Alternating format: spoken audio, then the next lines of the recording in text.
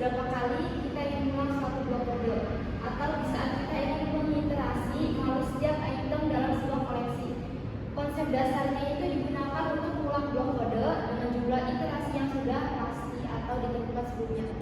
Ini cara ideal untuk situasi di mana kita bisa memiliki rentang nilai atau kumpulan item yang perlu diproses satu persatu. Lalu yang kedua ada pasang ideal. Yang pertama itu adalah range. For loop itu sering digunakan bersama fungsi. Dan range untuk membuat urutan angka, fungsinya ini sangat fleksibel dan memungkinkan kita untuk menentukan nilai awal, nilai akhir, dan langkah iterasi. Lalu selanjutnya ada struktur dasar. Dalam struktur ini, I akan mengambil setiap nilai dalam urutan yang dihasilkan oleh range pada setiap iterasinya.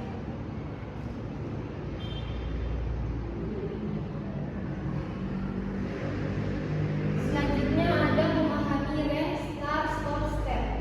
Dalam fungsi range adalah generator urutan angka yang sangat powerful di Python. Memahami cara kerjanya adalah kunci untuk menggunakan for loop secara efektif, terutama dalam mengontrol jumlah iterasi. Yang pertama di sini ada start. Start itu merupakan nilai awal dari iterasi. Ini merupakan parameter opsional. Jadi jika tidak diisi, perulangan akan dimulai dari 0 secara default. Lalu selanjutnya ada stop. Stop merupakan nilai akhir dari iterasi. Ini penting karena angka stop ini tidak termasuk dalam masa pengulangan. Iterasi akan berhenti sebelum mencapai nilai ini. Dan selanjutnya ada step. Step itu merupakan perubahan nilai di setiap iterasinya. Dan ini juga opsional.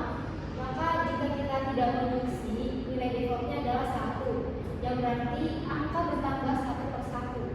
Dengan menggabungkan parameter-parameter ini, range memungkinkan kita membuat urutan angka yang spesifik, baik untuk maju, mundur, atau dengan lompatan tertentu. Lalu di sini ada contoh kode for loop-nya. Di sini ada hitungan maju, yaitu dari 1 sampai 5, yang menampilkan angka dari 1 hingga 5 for. Dalam contoh ini, range 1 sama 6 itu akan menghasilkan urutan yang 1, 2, 3, 4, 5. Coba kita perhatikan bahwa angka 6 itu tidak termasuk dalam inputnya.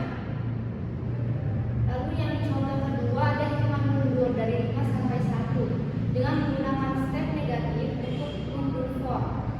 Di sini kita menggunakan step negatif 1 untuk menghitung mundur dari 5 hingga 1. Dan loop akan berhenti sebelum mencapai angka 0. Selanjutnya ada while loop.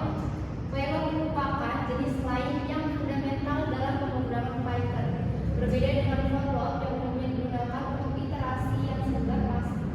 While loop ini ideal untuk skenario di mana jumlah iterasi tidak diketahui sebelumnya.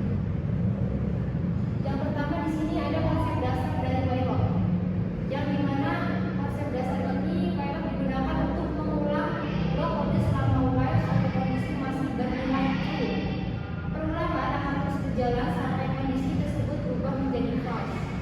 Lalu selanjutnya ada kelebihan utama dari while loop sendiri, yaitu while loop itu cocok digunakan saat kita tidak tahu pasti berapa kali perulangan akan terjadi.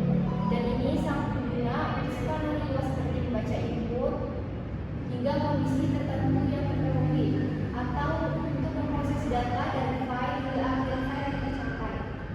Selanjutnya ada struktur dasar. Di sini ada kunci penting dalam while loop itu untuk memastikan bahwa ada mekanisme di dalam blok kode yang akan mengubah kondisi menjadi false pada akhirnya, agar kita bisa terhindar dari yang namanya infinite loop.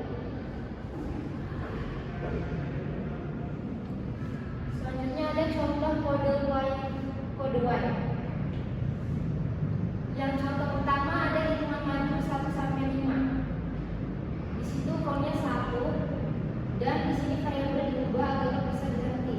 Pada contoh ini kita bisa menggunakan sebuah variabel count yang terus bertambah hingga mencapai 5. Dan ini membuat kondisi count kurang sama dengan 5 menjadi false dan menghentikan perulangannya. Lalu yang kedua ada contoh meminta. Di sini kita memberikan contoh klasik di mana log sendiri akan terus berjalan sampai pengguna memasukkan password yang benar. Jadi kita tidak tahu nih berapa kali pengguna akan salah memasukkan passwordnya, sehingga lognya adalah pilihan yang tepat. Selanjutnya contoh aplikasi sederhana. Yang pertama itu tabel kalian. Dalam program tersebut ini kita meminta pengguna memasukkan sebuah angka, lalu menggunakan for loop untuk membuat tabel berkalian dari 1 hingga 10. Loop ini adalah contoh yang bagus untuk for loop karena jumlah perulangannya sudah pasti sebanyak 10 kali. Ini contoh output dari model tersebut, yaitu tabel berkalian.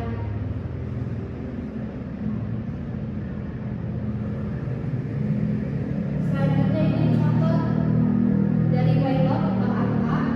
Program ini merupakan permainan sederhana di mana komputer akan memilih sebuah angka acak antara 1 hingga 10. Program kemudian menggunakan while loop untuk terus meminta pengguna memasukkan tebakan sampai jawaban benar. Loop ini akan berhenti hanya jika tebakan pengguna sama dengan angka yang dipilih oleh komputer.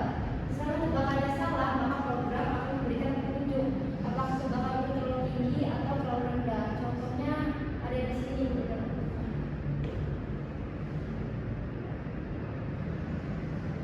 Baik, kesimpulan dari pembahasan ini adalah perulangan atau loop adalah salah satu fitur paling penting dalam pemrograman, khususnya dalam Python. Dengan pengulangan, kita bisa menjalankan satu blok kode berkali-kali secara otomatis tanpa harus menulis ulang kode tersebut.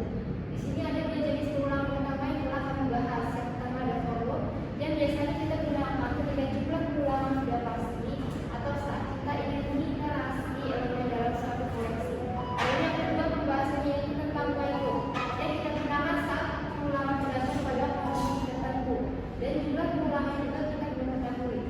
Dalam kedua jenis loop ini sangat fleksibel dan dapat digunakan dalam berbagai kasus nyata, seperti mencetak tabel, perkalian, membuat sistem login, hingga permainan interaktif seperti tebak angka. Jadi karena itu memahami cara kerja pengulangan sangat penting agar kita dapat membuat program yang lebih efisien, terstruktur, dan mudah dikelola.